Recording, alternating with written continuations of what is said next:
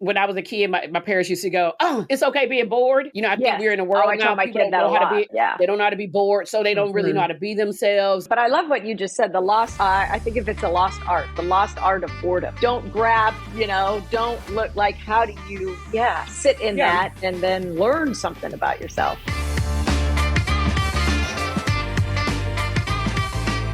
Okay, Michelle, we're back. Oh, Julia, what a week.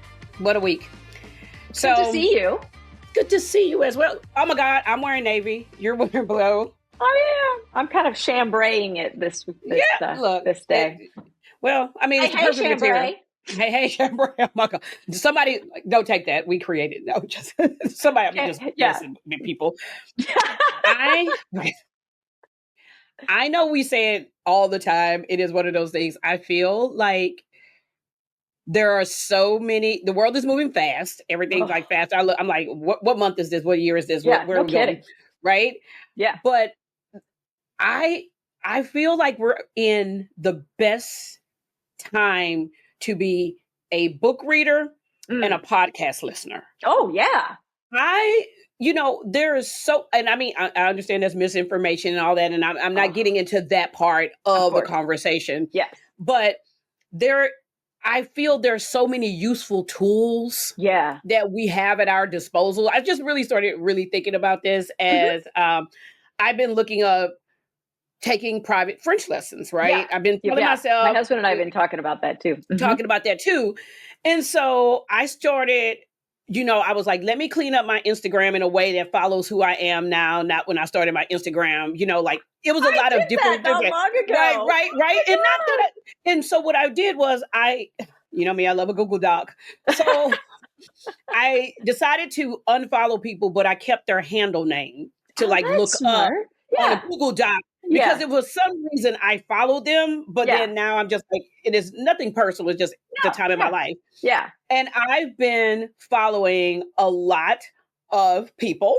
And there is this one gentleman who is from Alabama. I think his name is Henry. I have to go on Instagram right now and find his name. Hey, Henry.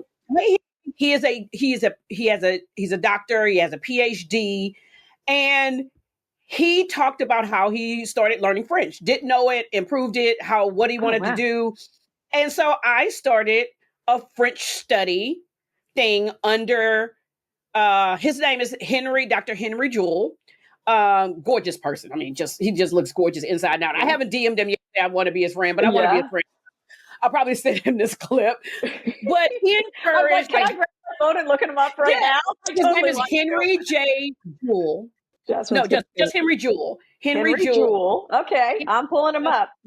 L's on the end of Jewell. And his French is gorgeous.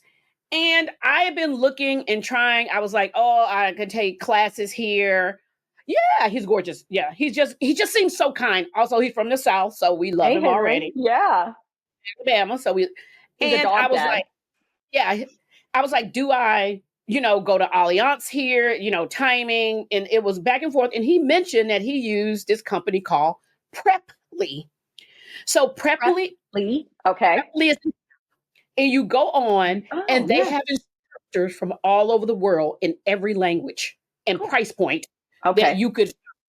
So I just want to it's better than just my normal Duolingo, but I just want to, if there's somebody listening or watching and you're curious about a language and you may need a deep dive and you need an instructor, you need to look at somebody. Yeah. They literally have an app. You can go on, you can sort by country of origin, where they're from. Because France, you have France, and then you have Montreal, and then and then you have Senegal. You can find an instructor, but you can find it for all different languages. So if somebody wants to look into languages, I highly encourage them to just go on and look. I haven't pulled a bullet, gun yet to start that, but I just know it's there when I can. But I love it because you can see what times they're available to teach. So if they're so it's actually a person that's teaching you. A person that's teaching you. Oh, that's what I need. Yeah, I had to leave Duolingo behind. But I think it's one of those you continue to do both. Yeah, but it was you see people, all their different certifications, and you can click and say, hey, I want to take, just say if you're an early person and they're in France and you want to take 7 a.m., you can register for 7 a.m. classes. Oh, Like, cool. just say you don't want to do an evening class and that your brain is mush, Yeah. you know. Yeah. I just thought it was so cool. And so I am like one of those, like today, just kind of thankful for social media in that I found Henry, and then Henry helped me find Preply. Oh, cool. And yeah. So I just want to encourage people, if you're thinking about learning a language, I think it's a cool program. I just thought. Well, I love that because so my husband took a couple of years of French in college. So he's got at least some fundamentals. I've had like literally a million years of Spanish. And so what I need is a little bit different than what he needs because of the way my brain works. I think I may take like French 1 or something at the community college because I'd like to understand why I'm doing what I'm doing. Like just the basic kind of conjugation, like the rules. And then after that, I don't need to take 2, 3, 4, 5, you know, in that kind of way. But I just want like a theory foundation. Yeah. And so I think it's great. I think you can look. I think it's for people, and I think they work with your, it's just they work with your schedule. You put your schedule in. I just feel like, so great. Yeah. We're living in the world of the Jetsons, and so. Boy, are we? Who knew that was going to become true? We are living in the world of the Jetsons. And so I just feel like if somebody likes me and you're like into language, you want to learn the language, you're trying to get better, and you just like, I don't have time for like an in-person, in-course class, you can get this by using Preply. And also Henry listed a few people we following people on Instagram that he liked. And so I just created a little collection in my Instagram called French Study. Okay. And so I just started following different people and saving like conjugation and just things like that. So, I love to see. I need to learn like rules. Like, because learning to speak it is great. But I need some foundation as to why. Yeah, as to why. But I just feel like so that is like my little I love thing. That. Yeah, that's a great little tidbit. Julia's tidbit of the week. It's my tidbit of the week. So. All right. Well, I have a topic for you that I have kind of mixed feelings about this topic. It's a fun, light topic, but it also I was kind of annoyed by it. So there's an article in May, from in May in the New York Times. It's an opinion piece. It's a guest essay written by Callie Hitchcock. That's the title is, and of course we know titles are oftentimes written by editors as clickbait and don't, so I don't want to throw Callie under the bus for this, but it's Don't Pity a Woman Eating Alone. And she talks about how she, went to a restaurant and like people were like treating her like, oh, I'm so sorry you're here by yourself. I'm so sorry that no one was able to join you this evening and blah, blah, blah. And she's like, no, I'm eating here alone on purpose. And so, and she's totally fine with it. And so the thing that article, which we'll put the link in the show notes, because she's, it's fun and she's a great writer, is it's annoying to me because like, there are some circumstances where I don't mind eating alone. And specifically, I think this is dinner.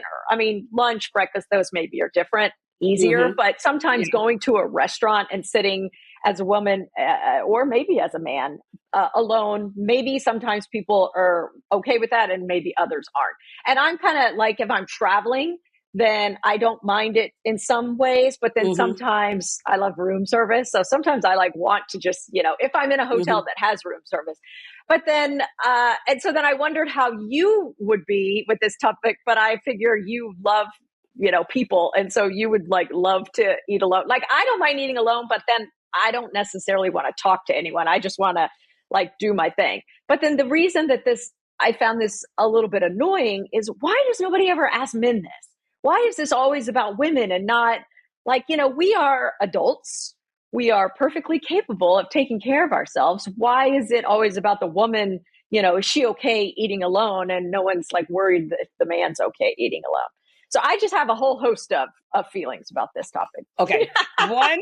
All the feelings. Okay. So I do like people. So I go to dinner by myself a lot, right? I'm a person. I knew you would. I knew it. I'm like, of course, Julia likes this. I love, and that doesn't mean I want to talk to people. I'm not saying that, right?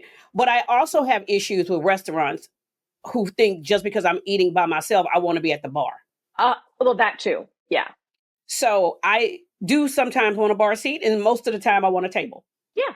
I don't want a bar seat. I want a table I want a table. Yeah, and I you're want not out looking for a date. You're just having a meal. Like, that's the thing. but Why are we treated that way? But I mean, we know why. You got to remember, here's the thing: eating out by yourself as a woman is still hard for a lot of women. Yeah. I know a lot of women who will not go to dinner and I don't mean traveling. I mean, go to a restaurant in the city they live in and eat by themselves. And I don't do that. And not work and not make it like I'm working lunch, right? So Emma Gannon, who one of our favorites, we follow her Substack. Well, you know, her book Table for One came out earlier. It comes out in September here. And she talks about that in this book, that it's still very taboo. And a lot of women still, I'm going to say, I know a lot of women who will not go to dinner by themselves. And I don't mean because they went on a work trip. I mean, they live in a city and they need to go to a restaurant, or they want to go to the restaurant and they want to eat what they want to eat. They don't want to be bothered with anybody. It's really hard for them. And why is that? I mean, if it's a personal thing, that's fine. People can do, different personalities. I don't even think it has to do with like she's looking for anyone. So I don't, whether you sit at a bar or not, I don't think it has anything to do with looking for any. I think it is, are people looking at me?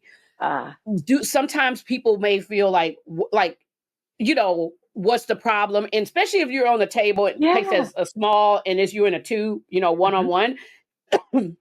And the people next to you probably say, are you waiting on someone? We aren't taught to be alone. So I think that's where a lot of things happen when you're not, a lot of people can't be by themselves. And that's okay too. That's fine. I love to be by myself. I'm not monophobic. I know. Yeah. It's different than being by, because these are people that can love being by themselves at home. Yeah.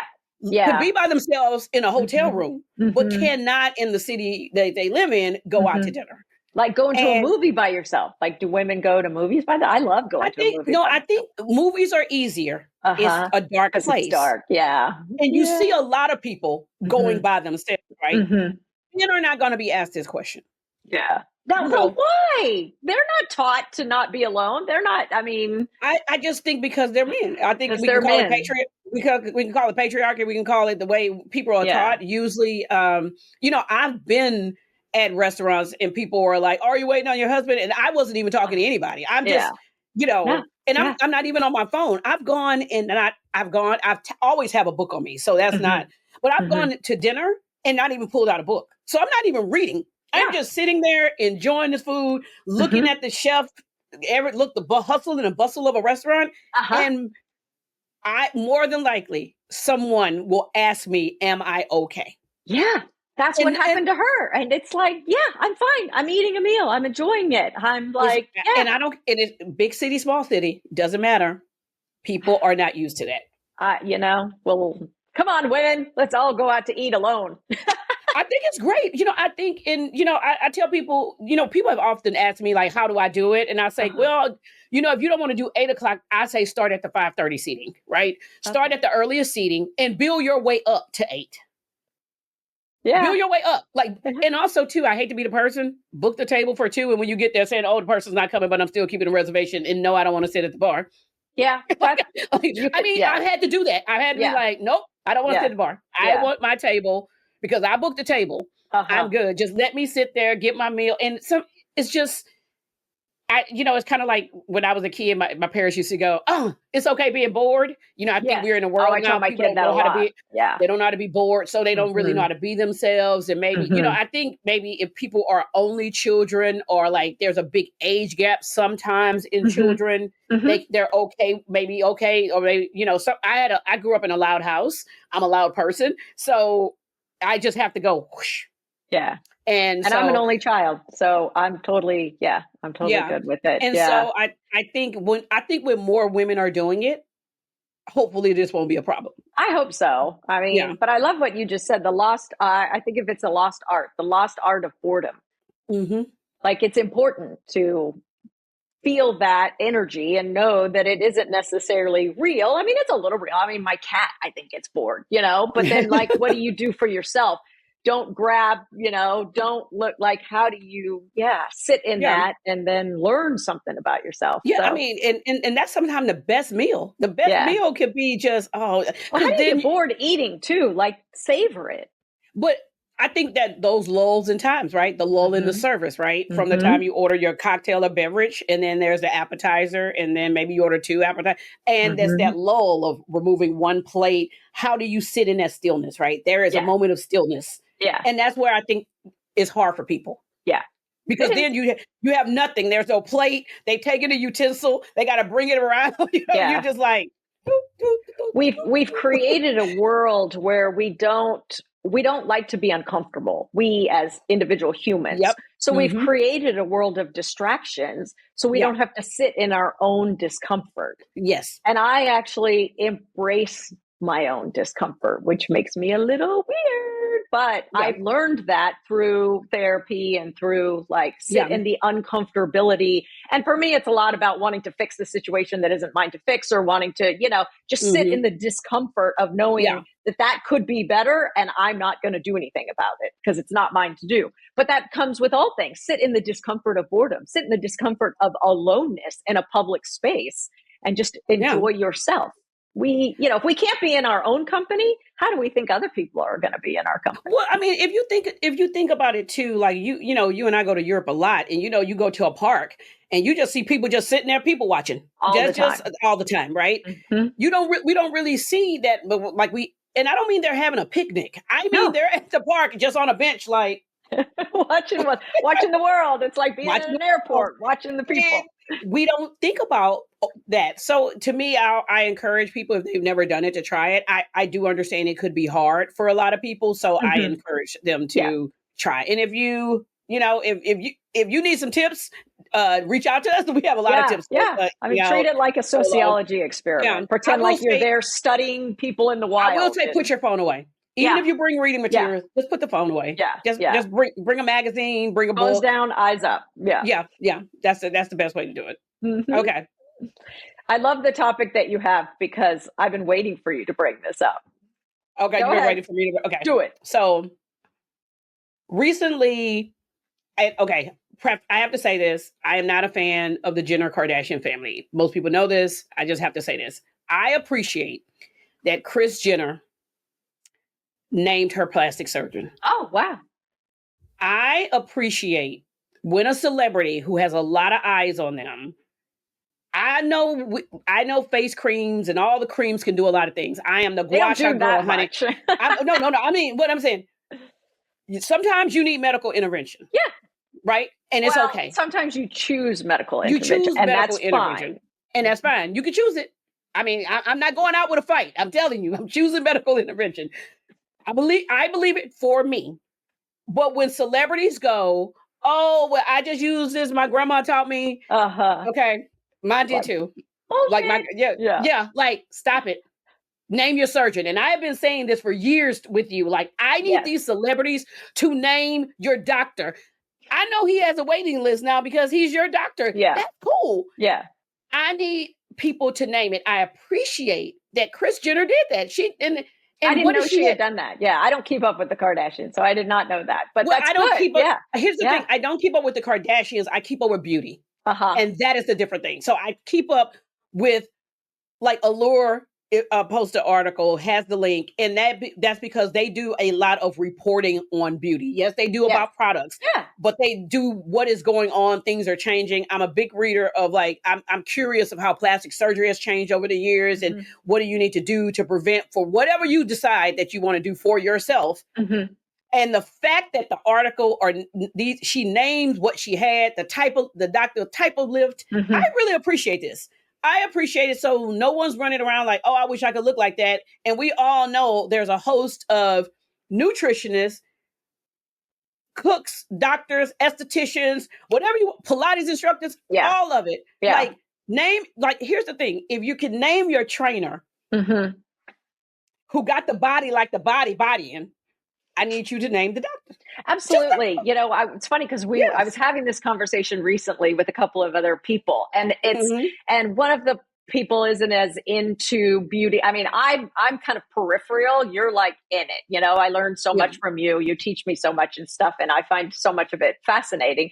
And so they're like, you know, but this person is got, you know, is pushing this product now. And so the whole conversation was, and there was another person there who's kind of like you, understands so much about not just ingredients and products, but formulation and what's supposed to do what, and talking about moisturizer and how, I mean, God, it was like micro emollients that sit on top that hydrate, and then mini ones or something, I don't even know, that go inside. I mean, I was learning so much. I was like, damn. But it's, you know, and so the other person I was like a fly on the wall in this conversation. It's like, but you don't understand these people. When you see these celebrities, they may not have, like, you know, they say they haven't done any needles, no foot filler, no Botox, no, and no surgery. Okay, that's fine. But do you know how many procedures that they have that we don't even know about? And all the things, you know, I mean, they're injecting collagen in for an event, so they look so fluffy and full, or they're doing, you know, all these things. And so I would like Jennifer Lopez and Jennifer Aniston to, like, please give us a list of, I know that you eat clean. I know that you take great care of your body. I know that you don't consume a lot of alcohol. I know that you work out like crazy. I know sleep is important to you. And I know you have great genetics. I give you all of that. I know all of that. And you are stunningly beautiful. But I want to know the other things that you're doing, you know, because we're the same age, and it's not happening for me like it's happening for you. And I'm not trying to be you because you're, you know, but I just want to know, like, when I do, you know, because I've done some laser treatments on my face, and I come out of it and I don't look like, you know, it's so, I just want to know, like, we all want to, I don't judge. I don't care. I want everyone to do what they want to do for themselves.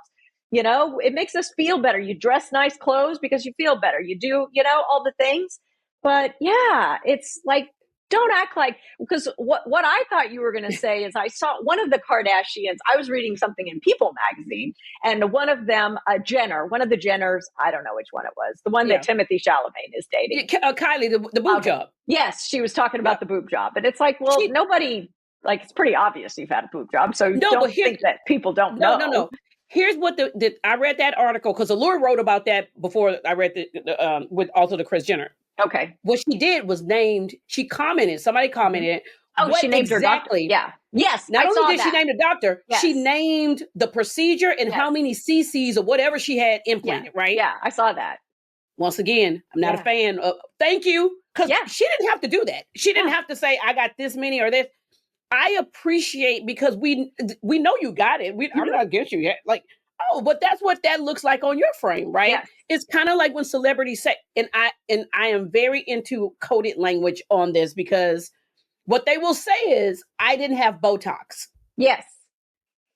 You didn't say you didn't have Juvederm, Restylane, and all the other fillers by their medical names. Yes. So we need to quit lumping all of the fillers as Botox. And that's a start by saying, hey, maybe I got Botox here, or you got Juvederm here. Okay, you did not get Botox. Yeah. But you got something. Yeah. Right? Yeah. Okay, it's kind of like the fad of like NADs, right? Everybody's doing NAD. I don't know what that is. It's like this new, like collagen, you were talking about injections. Now there's something called NAD. There's pills and everything. It's like, it's something in the body that the body stops producing anything to me. I want to know who makes, if you ingesting it, who makes your NAD? Like, what is, like, like, tell me the brand name. Yeah, like, help a girl out. Come on. And my whole thing, if you're using the brand, and we know a lot of celebrities and a lot of, you know, they're moving into the beauty space, the wellness space. You might as well go reach out to the brand before you say publicly, so you can, so all of us could give you a link. You can give a link, and every woman will be like, let me just buy it. Yeah, it may not work for us, but at least we know you've been getting it for years. I have no problem with it. I just know, name your supplements, name your doctors. And please don't tell me you over here at In-N-Out. And don't get me wrong, I love In-N-Out when I'm going to In-N-Out too, double animal style. I get it. You're not having that before the award show. You're not. Stop. Oh, the sodium. I mean, I wouldn't have, like, think about, like, we wouldn't do that. I mean, not that I'm going to award shows, but stop. And afterwards, totally in. But yeah. Bring me into your beauty closet, your beauty bathroom. Mm-hmm. Show me all the gadgets. I mean, which red light did you have? Do you like the llama laser? Like, I just want to know, and I'm not the only woman that wants to know. So instead of like, I think to me, it's showing that vulnerability of all of us are trying, and I'm just like, we're all trying to just get better. Yes, we're just trying to get better, and maybe that means I'm like, oh, I need a little more something under here. I need to. This is Halloween again. Okay, let me get this orange Cali Ray concealer mix going because I haven't been to the doctor to get the needles in. Just tell me, name your doctors, name your supplements. And that's I mean, we're all in this together. We all know how this ends. We're all just doing the best we can. And so help a girl out. Come on, help a girl out. Look, I'm not going out without a beauty fight. That's it. Not going out. Oh, all right. Yeah, it's funny because when we're like, deciding our topics and stuff, there are times like I read the Jenner thing and the boobs and all that. And so I thought, and I'm like, no, I'm going to wait until Julia, this is kind of more you than me. And so I'm going to, So that's why I've been waiting for you. Don't worry, I'm bringing you to the dark side. Bringing you to the dark side. Oh, wow. So, we've been doing these Am I the Asshole things from Reddit, and God, they're hilarious. I mean, good. I can go down into a serious route. I'm like, I don't have time for this. I've got to pick one and get out because I can just keep going and going. And so the one that you had last week was so funny about the girl and, paying her boyfriend's birthday. And so the one that I have for today, I was also talking to this one about my daughter, talking to my daughter and my husband. I told she's here. So we're having all these great conversations. So this one is, am I the asshole for not apologizing to my worker after she blanked me for 3 weeks over something I said? Now, reading that, it's hard to tell, but when I kind of dug into the bones of this, oh my God, I thought it was so funny. So there's these two coworkers and they work on group projects together. And one of them feels like, that she's doing most of the work. The other one doesn't do a lot of work. She's kind of carrying her. And so when they were in a meeting with their manager, the manager assigned certain work to the one who is not, who doesn't work hard. And her response was, what, me? And then the other woman who admitted that she did say this in a rather snarky way said, well, you have to do something. Can you imagine? Right there on the spot, her going, what, me? And she's like, well, you have to do something. So, and she admits that it was wrong, that it was a mistake, that she didn't mean to say it, that it just slipped out, we have those moments at times where the inside voice comes out and we don't mean it to. But so then her coworker got so mad. She acted like she didn't exist for 3 weeks. And the one thing that I will say, and so, kind of based on that, we were like, is she the asshole for letting it slip out? Now, in the end, the coworker did do what the manager asked her to do. And according to this woman, she did it in a very 5-minute kind of chat GPT style. So the manager gave it to her and she had to do it over again. So she's kind of right about who this woman is, the woman's not pulling her own weight at work. But the one thing that she didn't do is actually apologize to her. So she didn't mean to say it, and she knows that she shouldn't have said it. But because the woman then became very standoffish and it started causing problems in the office, and so she didn't apologize to her. So okay, but is she the asshole or no? Okay. Okay. So she actually, whether or not she slipped out, it was going to eventually come out. Not this project or another project. That was going to, I don't think she's the asshole for not apologizing, but I think if it means that much to her, she should apologize. Well, the funny thing is she does say that if the woman, because, she's acting like she said, if her coworker would have come to her and said, hey, that thing you said hurt my feelings, she said she would have apologized. But because the coworker was being so passive aggressive about it, then she, in her passive aggressive way, didn't apologize. But she does know what she said. She knows she shouldn't have said it. I know, but then here's the thing: the coworker should not have to come to you for me to get the apology, right? Of something you said, Why would I do that? Yeah. Yeah. She has an attitude now. She doesn't want to come to you and say, you hurt my feelings or what, And here's the thing. They work together. So eventually she's going to say something snarky again, literally, because that comment, like the whole Bible verse, like out of the abundance of the heart, the mouth speaketh. Literally, she's going to say it again. Her mind is going to be like in another meeting, like, oh, here we go again. So I don't think she's an asshole for not apologizing. I think if it bothered her, she should have. Yeah. But I don't think it bothered her. So why should she apologize? Well, I mean, it bothered her in that she wrote about it on Reddit. And she even says she might be the asshole because she chose to not apologize. She is an asshole for she choosing not to apologize. Like, yes. What that's the thing. It's like she wants the woman whose feelings she hurt to be vulnerable to come to her and say, you hurt my feelings, instead of her being vulnerable saying, I shouldn't have said this to you and I'm sorry. Yeah. Yes, it's like the vulnerability is on you because you're the one. Not the coworker who you hurt. Even if you were speaking the truth. That's not the point. That's not the point. Yeah, she's an asshole. Like, she should apologize and now she's not, because only what's going to happen is it's going to fester and she's going to say something else again. Yeah. I taught my kids when they were growing up, sometimes these little cheeky things help us. It's very corny, but to think before you speak, think, is what I'm about to say thoughtful? Is it honest? Is it intelligent? Is it necessary? And is it kind? And it's but can you imagine though being in a meeting? Necessary. That's always like, oh, it wasn't. She's necessary. In a meeting. I know. She's in a meeting in the co-work. But here's the thing, and eventually the boss knew he should have gave it to her in the first place because she was going to have to pick it up and do it. Yeah. I mean, she was right, but we think she should apologize. She should have. I know. Now the time has passed. Like, it's over now. She can't apologize for something weeks later. I mean, it's done. Yeah. All right. There you go. Well, I don't know. It's never too late for an apology. It's never too late, but right now she's not going to mean it. She does not mean it. You know why? Because she's already done the assignment.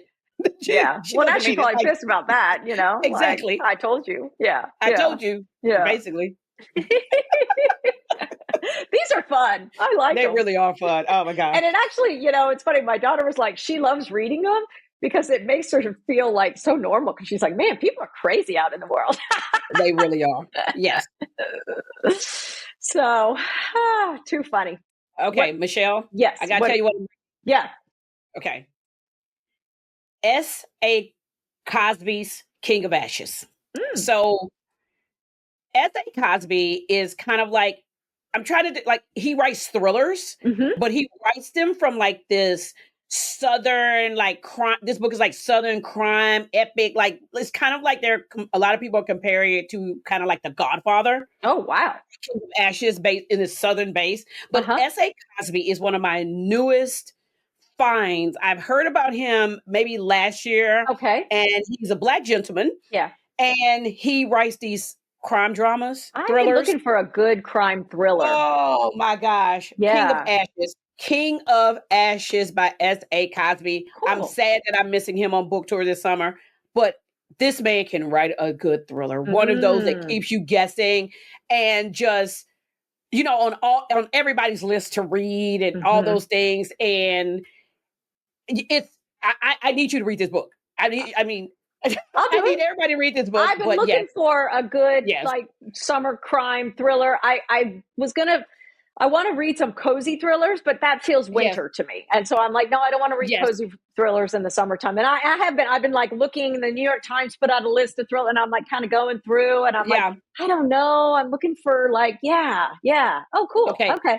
The Atlantic says, pick up the novel everyone will be talking about. Oh, nice. Consider it picked up. S.A. Cosby, awesome. King of Ashes. Nice. That is like the main thing I've been listening. I mean, I've been reading. And so there, I love authors. Yes. What I've been, and I listen to so many podcasts, right? And so there's an author called V.E. Schwab. She wrote the book called The Brief Life of Addie LaRue. Came out a few years ago. I remember. this book follows, she writes big books. I mean, I always tell people those are the kind of books I read every other book. That's like 500 pages. Yes.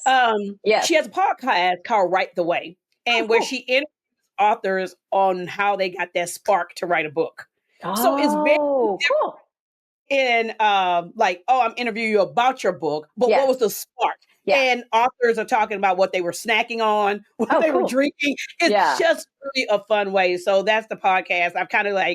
I've been really researching because she has a new book come out, a vampire book. And I was just like, oh, she has a podcast. I didn't know she had a podcast. Oh, cool. And she spends a lot of time. She spends a lot of time in Scotland. I think she lives in New York, Scotland as well.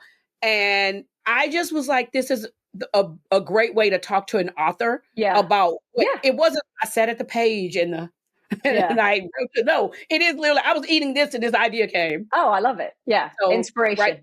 Inspiration. So that's what I'm reading and that's what I'm kind of listening to. I'm kind of like trying to catch up on like French dramas on Netflix that, like I said before, helped me with the language, but nothing to kind of like write home about yet. Yeah. I'm just kind of keep them in the background going in. Can I take the closed caption off a little bit? And so that's what I'm doing. Cool. I love it. So what about you? Well, I am circling back to something that I watched some time ago because, recently the iconic, fabulous, I can't tell you how much I love Sly Stone. And he has recently passed away. Mm-hmm. And I love him. Love the music. Sly and the Family Stone. Just, I have several of the old albums and, I feel like such an influencer. I feel like to me, I find it hard to think that we would have ever had Prince in the Revolution if we didn't first have Sly and the Family Stone. And I just love him. And I love the influence. I can see his influence on so much music today, continues to live on. And so this documentary that's on Hulu that Questlove did, I highly recommend it. It's called Sly Lives, AKA The Burden of Black Genius.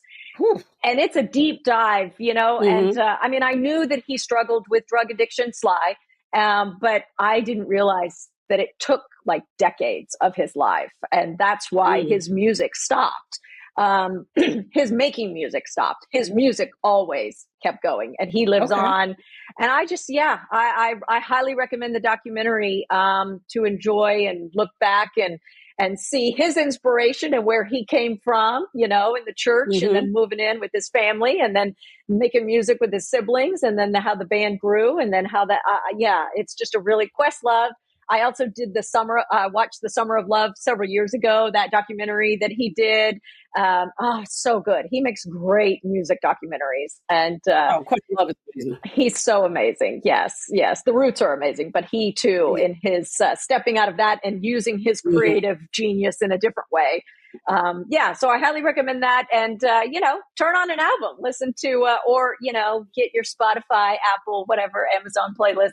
And let's relive a little bit of Sly and the Family Stone. And then also Jon Stewart recently just kicked off season 2 of his This Week with Jon Stewart. Is that what it's called? This week. I know my husband watches him. I don't know the name of it, but I know. Yeah, the weekly show. It's the weekly because he's on Mondays on the Daily Show. So it's the weekly show with Jon Stewart.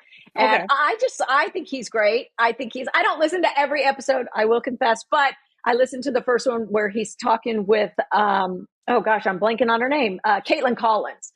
And kind of what's it like behind the scenes? Like, what's it like in the press room? What's it like when you're in the Oval Office? What's it all like? And so, I think that she's pretty cool. So, and I think he's a great interviewer. You've heard me say, I think he asks some of the best questions. This guy is a comedian, and yet he's one of the best interviewers, I think, out there these days. And so I love listening to him, and I love listening to his take on politics and stuff because it's funny. It's like, it's kind of like John Oliver, like they're serious, but funny. And so it's like, how do we take in this information that's happening that sounds so awful, but yet we can laugh with it. And so, so I'm tapping in a little bit to the second season of This Week with Jon Stewart. Nice. Yeah.